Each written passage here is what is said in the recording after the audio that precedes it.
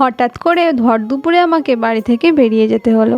আর যা রোদের জোর, একদম দাঁড়িয়ে থাকা যাচ্ছে না। যাই হোক, কিছুক্ষণ পরে আমাদের প্ল্যাটফর্মে ট্রেন চলে এসছে, আর আমি চাপি সবসময় লেডিসের দিকে। তো এদিকে দেখো আমাকে সামনে চাপাটা দরকার, তাই আমি সামনে চেপে পড়েছি। আর এইদিকে দেখো একটা প্ল্যাটফর্মে আসতে না আসতে দেখে কতগুলো হনুমান একসাথে বসে রয়েছে জলের কাছে। কি ভাবছো তো, আমি আবার দুপুরবেলায় ব্যাগপত্র নিয়ে কোথায় যাচ্ছি? হ্যাঁ, আমি যাচ্ছি আমার দিদার বাড়ি, কারণ ওখানে আজকে হচ্ছে হরিনাম। তো বেশ কিছুদিন ধরেই হচ্ছে, বাট আমার যাওয়ার সময় হয়ে ওঠেনি ঈদের জন্য। তাই আজকে ফাইনালি একটু ফাঁকা হয়েছি, তাই আমি বেরিয়ে পড়েছি।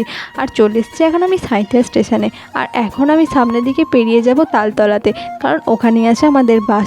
আর আমি নতুন জুতোগুলো কিনেছি, আমার বেশ ভালো লেগেছে জুতোগুলো। আর এইদিকে দেখো এত ধুলো হয় এই দিকটাতে যে আমাকে একদম নাকে রুমাল দিয়ে যেতে হচ্ছে, কারণ আমার ধুলো অ্যালার্জি আছে। আর আমি এখন ছুটে ছুটে এসে বাসে চেপেছি। আমি যে ফাইনালি বাসটা পেয়েছি, আমার কাছে এটাই অনেক। আর এইদিকে 1 ঘন্টা পর আমি বাস স্টপে নেমে পড়েছি। আর এদিকে দেখো বেশ অন্ধকারও হয়ে গেছে।